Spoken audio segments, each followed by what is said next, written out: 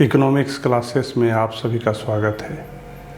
Today's topic is component of aggregate demand in a two sector economy. Aggregate demand के 4 sector होते हैं, but आज आप हमसे पढ़ेंगे एग्रीगेट डिमांड के सिर्फ 2 सेक्टर के बारे में। एग्रीगेट डिमांड के कितने सेक्टर होते हैं? 4 सेक्टर होते हैं, जो आपने पिछले वीडियो में आपने पढ़ा। आज यहाँ आप एग्रीगेट डिमांड के 2 सेक्टर के बारे में पढ़ेंगे। इन अ 2 sector economy include house hold sector and producer sector. जब हम 2 सेक्टर इकोनॉमी की बात करेंगे, जब हम 2 सेक्टर इकोनॉमी की बात करेंगे तो उसमें कौन कौन से सेक्टर आएंगे? House hold sector and producer sector. Number 1, house hold sector. House hold purchase goods for consumption. House holds purchase goods for consumption, accordingly their expenditure is called consumption expenditure. It is denoted by C. House hold के द्वारा जो goods purchase किया जाता है, इसको हम लोग बोलते हैं कंजम्पशन एक्सपेंडिचर। हाउस होल्ड के द्वारा जो गुड्स परचेज किया जाता है और उसमें जो एक्सपेंडिचर आती है, उस एक्सपेंडिचर को हम लोग बोलते हैं consumption expenditure, and it is denoted by C. Household purchase goods for consumption. ये जो हाउस होल्ड होते हैं वो गुड्स परचेज करते हैं फॉर कंजम्पशन, यूज करते हैं। Accordingly their expenditure is called consumption. इसलिए उन लोगों के द्वारा जो एक्सपेंडिचर होता है उसको हम लोग बोलते हैं consumption expenditure, and that is denoted by capital C. हमारा नेक्स्ट सेक्टर है producer sector. Purchase goods for purpose of investment. Purchase goods for purpose of investment. और हाउस होल्ड में आपने क्या देखा? Purchase goods for consumption. House hold sector में हम consumption की बात करते हैं और प्रोड्यूसर सेक्टर में हम गुड्स परचेज करते हैं पर्पस ऑफ इन्वेस्टमेंट, इन्वेस्टमेंट के पर्पस से। और इन्वेस्टमेंट में जो एक्सपेंडिचर आता है, प्रोड्यूसर सेक्टर में गुड्स परचेज किया जाता है for the purpose of investment, और इन्वेस्टमेंट में जो एक्सपेंडिचर आती है उसको हम लोग बोलते हैं इन्वेस्टमेंट एक्सपेंडिचर, जिसको हम लोग I से डेनोट करते हैं। Purchase goods for purpose of investment, accordingly their expenditure is called investment expenditure, and that is denoted by I. आज 2 सेक्टर इकोनॉमी में आप पढ़ रहे हैं हाउस होल्ड सेक्टर और दूसरा producer sector. House hold sector के द्वारा जब गुड्स परचेज किया जाता है और उसमें जो एक्सपेंडिचर आती है उसको हम लोग बोलते हैं consumption expenditure, and that is denoted by capital C. Also in producer sector purchase goods for purpose of investment, और इसमें जो एक्सपेंडिचर होता है उसको हम लोग बोलते हैं investment expenditure, and it is denoted by capital I. In a 2 sector economy, AD has 2 component. अगर हम 2 सेक्टर की बात करेंगे तो यहाँ पर एग्रीगेट डिमांड के 2 कंपोनेंट क्या क्या हो गए? एक house hold consumption expenditure, that is C, and second is producer investment expenditure, that is Y. अगर हम 2 सेक्टर इकोनॉमी की बात करेंगे तो एग्रीगेट डिमांड के 2 कंपोनेंट होते हैं। 2 सेक्टर इकोनॉमी में एग्रीगेट डिमांड के कितने सेक्टर होते हैं, कितने पार्ट होते हैं? 2 होते हैं। कौन कौन? पहला house hold consumption expenditure that is C, and second is producer investment expenditure that is Y। हम लोग हाउस होल्ड कंजम्पशन एक्सपेंडिचर को सिर्फ और सिर्फ कंजम्पशन एक्सपेंडिचर भी बोलते हैं। हाउस होल्ड कंजम्पशन एक्सपेंडिचर को हम लोग कंजम्पशन एक्सपेंडिचर भी बोलते हैं, और प्रोड्यूसर इन्वेस्टमेंट एक्सपेंडिचर को सिर्फ इन्वेस्टमेंट एक्सपेंडिचर भी आप बोल सकते हैं। So aggregate demand is equal to C+I। Aggregate demand is C+I, that means total expenditure by the household and total expenditure by the producer in an economy during a given period of time. Here is a table which is show level of income in rupees, consumption expenditure in rupees, investment expenditure in rupees, and also aggregate demand C+I. और at the level of zero income consumption is 50। जैसा कि आपने introduction classes में पढ़ा है कि at the level of zero income में भी लोग कंज्यूम करते हैं, जिसको हम लोग बोलते हैं autonomous consumption. At the level of zero income में भी कंजम्पशन होता है। जब आपका इनकम जीरो हो फिर भी आप कंज्यूम करते हैं, तो ऐसे कंजम्पशन को हम लोग बोलते हैं ऑटोनोमस कंजम्पशन। इस धरती में जिंदा रहने के लिए, लाइव रहने के लिए आपको कंजम्पशन करना बिल्कुल ही ज़रूरी है। तो आप पूछ सकते हैं कि भाई जब उसका इनकम नहीं है तो कैसे करता है? तो क्या करता है वो? किसी से कर्जा लेकर के कर सकता है, अपने संपत्ति को बेच के कर सकता है, लेकिन कंजम्पशन यहाँ पर होगी at the level of zero. यहाँ पर जब जीरो लेवल में कंजम्पशन होता है तो ऐसे कंजम्पशन को हम लोग बोलते हैं ऑटोनोमस कंजम्पशन। तो हमारा लेवल ऑफ इनकम क्या है? जीरो है। कंजम्पशन क्या है? 50 है। यहाँ पर हम इन्वेस्टमेंट करेंगे 100। कहाँ से करेंगे? कर्जा लेकर के करेंगे, अपना प्रॉपर्टी है उसको बेच के करेंगे। तो एग्रीगेट डिमांड क्या होगी? 50 + 100 = 150। अब यहाँ पर आपका इनकम हो गया 50, फिर भी आप कंज्यूम कर रहे हैं 75। इन्वेस्टमेंट 100 होगा, 75 + 100 175। जैसे जैसे मेरा इनकम बढ़ेगा कंजम्पशन भी बढ़ेगा।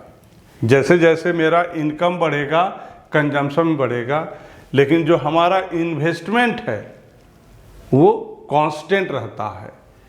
इन्वेस्टमेंट एक्सपेंडिचर क्या होगा? वो कांस्टेंट रहता है। और aggregate demand is always equals to consumption expenditure plus investment expenditure. A graphical presentation of aggregate demand. यहाँ हम एग्रीगेट डिमांड को एक ग्राफ के द्वारा आपको बताते हैं। एक्स एक्सिस इनकम शो कर रहा, और ये जो वाई एक्सिस है ये एग्रीगेट डिमांड शो कर रहा है। Investment gives a straight line. Investment जो है वो एक स्ट्रेट लाइन शो कर रहा है। यहाँ पर देख रहे हैं इन्वेस्टमेंट का वैल्यू क्या है? एक जैसा है। इसको हम लोग बोलते हैं ऑटोनोमस इन्वेस्टमेंट। इनकम लेवल के चेंज होने से, इनकम लेवल के चेंज होने से अगर इन्वेस्टमेंट में कोई चेंजिंग नहीं होता है तो ऐसे इन्वेस्टमेंट को हम लोग बोलते हैं ऑटोनोमस इन्वेस्टमेंट। ध्यान दीजिए, इनकम लेवल के चेंज होने से इन्वेस्टमेंट में कोई चेंज नहीं होता है। दैट मीन्स इनकम से या इनकम के बढ़ने या घटने से इन्वेस्टमेंट में कोई चेंज नहीं आता है, तो ऐसे इन्वेस्टमेंट को हम लोग बोलते हैं ऑटोनोमस इन्वेस्टमेंट। और इसका जब हम ग्राफ में दिखाएंगे तो ये क्या होगा, एक स्ट्रेट लाइन दिखाएगा। यहाँ पर आप देखिए इन्वेस्टमेंट, उसका ग्राफ कैसा आएगा, स्ट्रेट लाइन में आएगा। अगर ग्राफ के द्वारा हम इन्वेस्टमेंट को दिखाएंगे तो वो कैसे दिखेगा, एक स्ट्रेट लाइन में दिखेगा। स्ट्रेट लाइन में किसका दिखता है, वैसे इन्वेस्टमेंट का जिसका इनकम में चेंज होने से उस पर कोई फर्क नहीं पड़ता। अब यहां पर हम बात करेंगे इनकम का कंजम्पशन के साथ में, इनकम का कंजम्पशन के साथ में। तो यहां पर आप देखिए कंजम्पशन का ये कर्व बना है, इनकम के साथ कंजम्पशन का कर्व, ये है हमारा कंजम्पशन सी का। और इनकम के साथ एक बार हम बनाएंगे एग्रीगेट डिमांड का, इनकम के साथ एग्रीगेट डिमांड का। तो उसके लिए ये कर्व शो कर रहा है एग्रीगेट डिमांड सी प्लस आई। अब आप यहाँ पर देखिए, ये जो सी के ऊपर में आप बार देखते हैं उसको हम लोग बोलते हैं ऑटोनोमस कंजम्पशन, ऑटोनोमस कंजम्पशन। सी के ऊपर में जो ये बार का आप लाइन देखते हैं इसको क्या बोलते हैं, ऑटोनोमस कंजम्पशन। ऑटोनोमस कंजम्पशन क्या है, एक जीरो लेवल ऑफ इनकम में, जीरो लेवल ऑफ इनकम में जब कंजम्पशन होता है, इनकम क्या है, जीरो है, फिर भी क्या हो रहा है, कंजम्पशन हो रहा है, तो उसको हम लोग बोलते हैं ऑटोनोमस ऑफ कंजम्पशन। ये हम बार बार आपको बता रहे हैं ऑटोनोमस कंजम्पशन के बारे में। आदमी को जिंदा रहने के लिए कंजम्पशन बहुत ही जरूरी है। तो एक ऐसा लेवल जब उसका इनकम क्या होगा, जीरो होगा, फिर भी वो कंज्यूम करेगा, तो ऐसे कंजम्पशन को हम लोग बोलते हैं ऑटोनोमस कंजम्पशन। आप यहाँ पर देख सकते हैं कि लेवल ऑफ इनकम क्या है, जीरो है, और फिर भी यहाँ पर कंजम्पशन क्या है, 50 है। तो इसको, ये जो 50 है इसको हम लोग क्या बोलेंगे, ऑटोनोमस कंजम्पशन। यहाँ पर देखिए सी के ऊपर में बार लगा हुआ है इक्वल टू 50। और ये जो बी होता है MPC, marginal propensity to consume. Introduction class में आपने हमसे पढ़ा है marginal propensity to consume. Marginal propensity to consume एक रेशियो है change in consumption and change in consumption and change in income. तो यहाँ पर चेंज इन कंजम्पशन 50 कहाँ से आया, यहाँ पर आप देखिए, यहाँ पर आप देख रहे हैं 50, इधर कुछ नहीं है, zero, that means 50 minus zero 50 और 100 minus zero 100। So change in consumption by change in income 50 by 100 0.5 MPC. यहाँ पर जो आई है जिसको हम लोग बोलते हैं ऑटोनोमस इन्वेस्टमेंट, उसकी वैल्यू क्या है, 100 है। ऑटोनोमस इन्वेस्टमेंट की वैल्यू क्या है, 100 है। अब ऑब्जर्वेशन कि इस ग्राफ को बनाने के बाद हम क्या क्या ऑब्जर्व करते हैं, आप क्या क्या सीखे। हमने यहाँ पर एक टेबल बनाया, टेबल के बाद हमने एक ग्राफ के द्वारा आपको बताया। तो इस ग्राफ में आपको हमने क्या बताया कि जो इन्वेस्टमेंट होता है उसका जो ग्राफ होता है वो एक स्ट्रेट लाइन होता है। तो इससे आप जान गए ऑटोनोमस इन्वेस्टमेंट के बारे में कि ऑटोनोमस इन्वेस्टमेंट क्या है, एक ऐसा इन्वेस्टमेंट जो इनकम लेवल के चेंज होने पर भी इन्वेस्टमेंट में कोई चेंज नहीं आता है, ऑटोनोमस इन्वेस्टमेंट। यहाँ आपने इस ग्राफ के द्वारा ये भी देखा ऑटोनोमस कंजम्पशन, जब जीरो लेवल इनकम होगा, जब इनकम लेवल क्या होगा, जीरो होगा, फिर भी वहाँ पर कंजम्पशन होगा, तो उसको हम लोग क्या बोलेंगे, ऑटोनोमस कंजम्पशन। यहाँ पर हमने मार्जिनल प्रोपेंसिटी भी निकालने के लिए आपको बताया, उसको हम लोग बी से डिनोट करते हैं, मार्जिनल प्रोपेंसिटी टू कंज्यूम को change in consumption by change in income. ये फार्मूला है, कंजम्पशन का, autonomous consumption plus B into Y, Y denote करता है इनकम को, याद रखिएगा। ऑटोनोमस कंजम्पशन का वैल्यू 50 है प्लस B का वैल्यू क्या 0.5 है, और यहाँ पर इनकम दिया हुआ नहीं है। इस फार्मूला से आप कंजम्पशन निकाल सकते हैं। अब ऑब्जर्वेशन की यहाँ पर हम बात करते हैं। C is a positive function of income. यहाँ पर देख रहे हैं ये जो C है ये हमेशा क्या आएगा, प्लस में आएगा। इसका रिजल्ट हमेशा क्या है, प्लस में आएगा। With rise in income consumption increase and vice versa. अगर इनकम में इंक्रीज होगा तो कंजम्पशन भी क्या होगा, इंक्रीज होगा। अगर इनकम डिक्रीज होगा तो कंजम्पशन भी क्या होगा, डिक्रीज होगा। सेकंड क्या है, I is autonomous investment which is not influence by the level of income. यहाँ पर जो आप I को देख रहे हैं वो क्या है, ऑटोनोमस इन्वेस्टमेंट है, जिसका इनकम लेवल के चेंज होने से उस पर कोई फर्क नहीं पड़ता।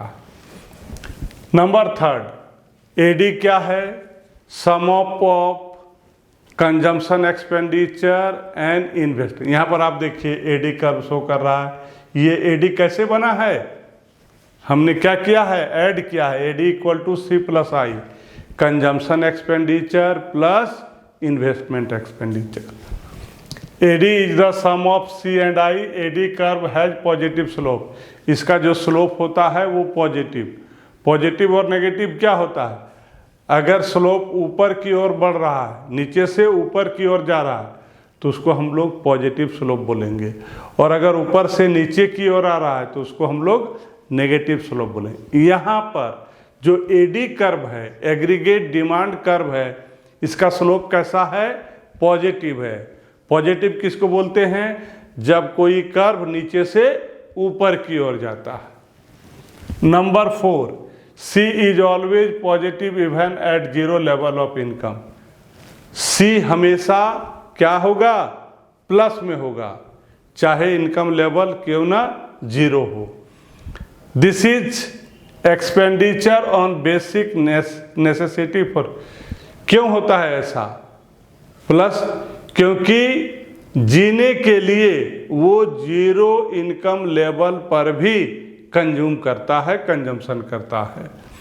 दस a zero level of income, ये फार्मूला है, consumption equal to autonomous consumption plus B into Y. Y से इनकम, वाई इनकम लेवल अभी हमने क्या माना है, जीरो माना है, तो B को जीरो से मल्टीप्लाई कर दिए, जीरो हो गया, तो C equal to autonomous consumption.